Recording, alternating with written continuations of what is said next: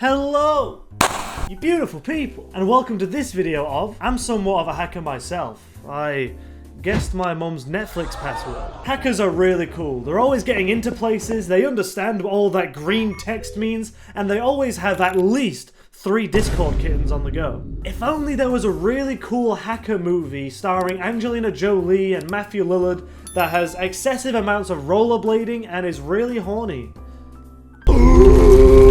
Back in 1995, when computers looked like this, they made a hacker movie about hackers called Hackers. Just in case you didn't know it was about hackers, which it is. The movie opens in 1988 with a slow-motion police raid with lots of guns, and all of this firepower was absolutely necessary to arrest an 11-year-old boy. And excessive firepower arrests are weirdly a common theme throughout this movie, but it turns out this kid is our main character, Dade. Dade, what a stupid name. So he's a cool hacker, his name is Dade, but his hacker alias was Coool, and he did a big hack that destroyed 1,507 computers, including Wall Street, so he messed up a bunch of stocks and stuff. And because of that, this is his punishment. Sentence you to probation, under which you are forbidden to own or operate a computer or touch-tone telephone until the day of your 18th birthday. Are you telling me that the law officially banned him from being able to play Bad Dudes vs Dragon Ninjas? I'd rather be in jail. Another ridiculously long slow-mo segment later, the year is now 1995 and our boy is all grown up and moving to New York with his mother, in the most 90s way possible. This had to go through so many people to make it into the movie, and just everybody thought that it looked really cool. And then what's this? Whoa, we are the motherboard cyberspace! This is how hackers see the world. And then Dade hacks a TV network just to put on a show that he wanted to watch. But my god, does he look cool while doing it. Until another hacker called Acid Burn tries to boot him out of the system and an epic hack battle ensues.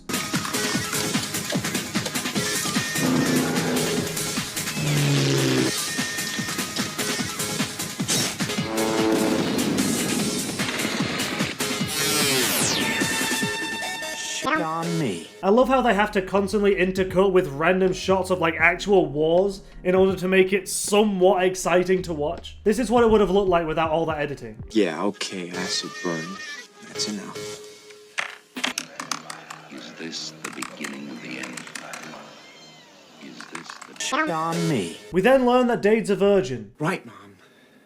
And I'm still a virgin. And it's never really brought up again. The writers just really wanted us to know that all hackers are just virgins that live with their mums. So today is Dade's first day in the new school that he's joined. And he's got a new hacker alias as well. He's no longer Cool, he's now Crash Override, which is a little better, but still not that good. But this is where we meet Angelina Jolie's character, Kate. And we're shown another aspect of this movie, which is these weird flashy sequences that just show us what Dade is thinking. Then he gets sent up to the roof to check out this Olympic-sized swimming pool, but it turns out to just be a prank on all the new kids and they get rained on. How embarrassing. And now instead of wanting to kiss Kate, he wants to brutally murder her. So, what's your interest in Kate Libby, eh? Academic? Purely sexual? Homicidal. Like, I get that you're angry because now you're all wet, but Jesus Christ. But once he gets all dried up, he gets straight into some hacking and transfers himself into one of Kate's classes. Which is pretty weird, but I'll allow it. But this hacking gets this other guy's attention. This guy called Phantom Freak, who invites Dade to this crazy club that has a fucking roller rink going through it. I never realized that hackers were so into rollerblading. It also has this gigantic gaming system that is so loud that it plays over the music in the club. And that must just piss everybody off. I'm just completely deafen whoever is actually playing the game. But Kate was playing it. That's a nice score for a girl. That's just unnecessary. I mean, fuck you, dude. But then he plays the fuck out of that game, beating Kate's high score and only strengthening this rivalry between them. We also see Freak do this. Please deposit $5 for the first minute. Thank you. No, thank you. Which apparently was a real hack that you could do on American payphones. If you played like a certain sound into it, it would just think that you've paid and give you a free call. Pretty much completely useless today, but cool nonetheless. And we see that Kate is already involved with this other dude just making out on a motorbike and stuff. And in order to get back at everyone for laughing at him for getting all wet, he hacks the school sprinkler system and makes it go off, so now everybody is wet. And some people just immediately start fighting. Hey man, I'm wet over here. No, I'm wet. No, I'm wet. No, I'm wet. Hey look, that guy's wet. Let's get him. Now we're in the class that Dade's infiltrated, and there's a few things to talk about here. One thing being, what the f*** is that handwriting? Is she really so edgy that she spent hours practicing how to write in perfect death metal font? Why? And I want to talk about the outfits a little bit here, because what the fuck is that? I love Matthew Lillard, and oh yeah, Shaggy is kind of just here now. I love watching films that he's in, but who the fuck thought that this fit was a good idea? His character has the alias serial killer, as in Fruit Loops, because he's fucking mental. Wouldn't you just love get one of those Gibsons, baby?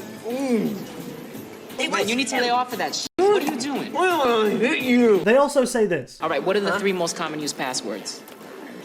Love, secret, and sex. Yeah, but don't forget God. Which is so completely wrong. I don't even know anything about hacking, and I know that the most common password is password. I don't know what the hell was going on in the 90s. I mean, who puts their password as sex? The ultimate gooner. So now the main plot really gets going. This guy Joey, who was just dual-wielding cigarettes, hacks into this big corporation called E=MC. Goes to download a garbage file, obviously expecting it to be completely worthless, but it turns out to hold what looks to be the equations to the meaning of life. How can code possibly look like that? And we're now introduced to the main villain, the Plague. Mr. Belford? My name is the Plague. Who works cybersecurity for the big corporation. And I wish that using a computer meant flying around cyberspace in order to find my files. It would be so inefficient. But Joey only manages to copy out around 2/3 of the files before he has to leave, because it's his bedtime. Bed. Sleep. Now. But he still managed to get traced, which leads to this. Joey, thank you. Thank you. What? How were they able to get into the house and sneak into the bathroom without making a single sound? Like, I get that he was listening to music, but why didn't his mum make any noise when a bunch of men with guns ran into the house? Did you ever have those moments when you were younger where you were having a shower or whatever and you'd hear like some really like random noises coming from outside and you just assume that your family was being murdered? Well, I did quite a bit. Looks good, sir. We got an uncorrupted hard drive. In English, please. Didn't spend 10 years protecting the president so I could finish my career feeling like an idiot. Uncorrupted hard drive is like the easiest thing to possibly understand when it comes to computers. But this is the lead FBI investigator that comes after all of the hackers, who are all just kind of sitting around watching a hacker show starring Razor and Blade, because of course they are. We also have a new friend called Nikon. They just keep throwing in characters and somehow it still gets a lot more convoluted than this. So get ready. Joey's been arrested and now the Plague is saying that he also planted a virus called the Da Vinci virus within the system, with this threat. Unless $5 million are transferred to the following numbered account in 7 days, I will capsize 5 tankers in the Annexon fleet. But wait, Joey never did that. That's because it was actually the Plague himself who planted the virus there, because he wants to get back the files that Joey downloaded because they are actually evidence of a worm that is scraping money off of every transaction that the corporation makes, eventually amassing in $25 million in a secret bank account. Oh my god. For him and this other lady that also works at the same corporation. So he wants to blame the hackers for the virus in order to get in and destroy all evidence of the worm. That's about the gist of it. But why would you ever hire a dude whose online alias that he insists on being referred to as is the Plague? Of course he's gonna be a bad guy. But the FBI and the Plague go to talk to Dade to try and get him to rat out all the other hackers because he's obviously the best since he crashed 1,500 computers. 1,507. So Dade obviously refuses and the Plague isn't happy about that at all. Blow me. Thank you. And in my notes for this, I just put jump scare, sex, and arrest because of this.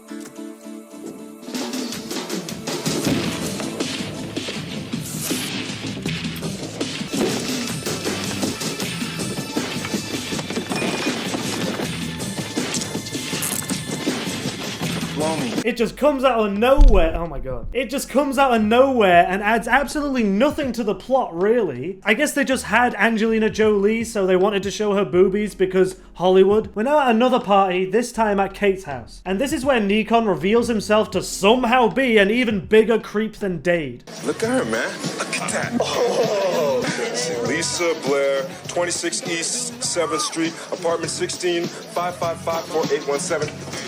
Boom! How did you know that?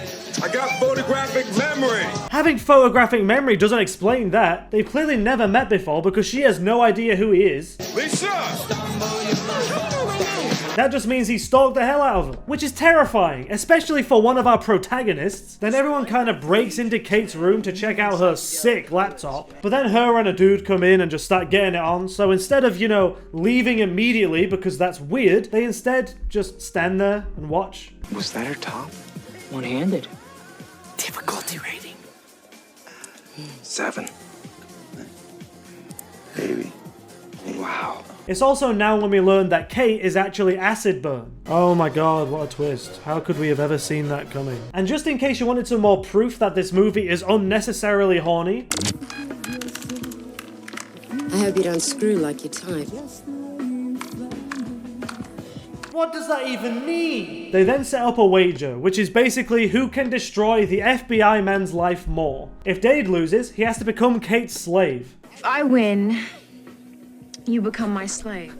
Oh my god. Because again, this movie is ridiculously horny, just like real life hackers. And if Kate loses, then she has to go on a date with Dade. One definitely seems much better than the other. I'll let you decide which one. We then cut back to the Plague, where he's setting up some pretty intense blackmail against Dade's mum, because he's literally the worst. And now we see exactly how Kate and Dade destroy this actually good FBI agent's life. But before we get into that properly, just look at this.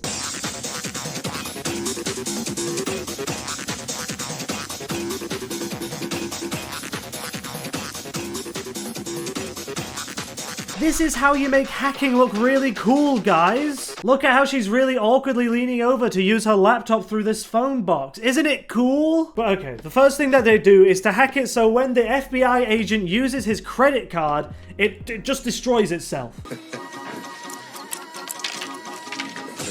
I didn't know that was even an option. Why is that even an option? They also set his phone number to an online phone sex service, which is actually pretty good. I just want to lick your earlobes. I want to lick your lips. I want to lick your toes. Oh, yeah, you gonna lick? And then I'm gonna You wanna lick something? Lick this. That's why they call me Stallion. Oh, that's disgusting. They then somehow get onto the Empire State Building and give him a criminal record. Then they kill him. Our records indicate he's deceased. What? And now Kate is having weird leathery sex dreams. I mean, just calm down, movie. So now Joey is out, but he's being tailed by the FBI, so they have to hide the floppy disk with the files on it. Yes, floppy disk is the 90s. Dade was being really cool with them earlier. I just didn't know how to bring it up. And they hide it in the guy's locker room. But now Phantom Freak has been seen with this floppy disk, and you know what that means. Wake up. Vámonos. Time for school. Come on.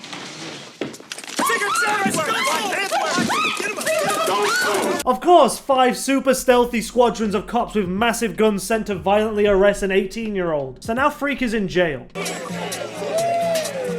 Blow me. So Kate went to retrieve the floppy disk and haha, woman buying condoms joke. I know we're moving pretty quick right now, but there's a lot of little steps that go into this movie. Kate gets Dade to make a copy of the floppy disk, which he reluctantly agrees to because he doesn't want to get in trouble with the police. However, right after he does this, the Plague pops up and threatens Dade's mother with prison by forging documents saying that she was in possession of heroin and crack cocaine. So if Dade doesn't give Plague the floppy disk, his mother is going to jail for a long, long time. So he does it, and of course it's the coolest pickup of all time.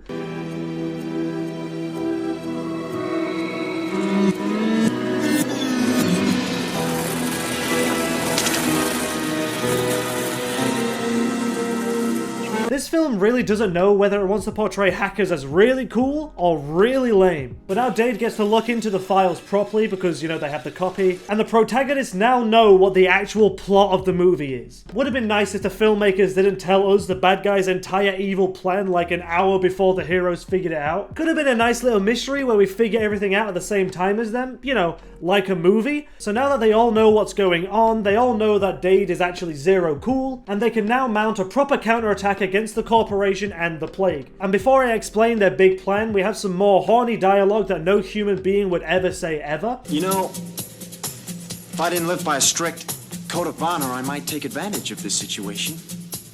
Erotically, as it were. So the plan is to break in and take all of the files necessary to prove that the worm exists, since Joey only managed to download like 2/3 of it in the beginning. But in order to do that, we're gonna need a team. And what's a better team than a group of friends, Razor and Blade, and every hacker on the planet? Hackers of the world unite. So now we have this super cool hacking battle in the cyberspace where there's viruses flying around. This poor woman has no idea what's happening. Cancer, brain cancer! But they get the worm, prove their innocence, even though they still hacked a lot. They ruined a high-ranking FBI official's life and caused a lot of accidents by turning all the traffic lights to green. All of which is obviously very illegal, but who cares, I guess. The plague got arrested while dressed as an old man, and Dade and Kate kiss in a pool. How lovely. These two actually ended up getting married from 1996 to 2000. So that's pretty cool. And there's only so much justice I can give this movie. Only so much I can show and so much detail I can go into to emphasize how stupid, weird, and fun this movie is to watch. It's in the same genre as Lawnmower Man. But thank you so much for watching. Please like and subscribe. We're so close to 1,000 subscribers, and when we do hit it, I'm going to be doing a live stream where every time I die in Elden Ring, I have to do a shot. So I might end up dying in real life. And if you do subscribe, I will legally change my name to my hacker alias, Deathblade Freedom Brewer. Let me know your hacker names in the comments. Have a great day.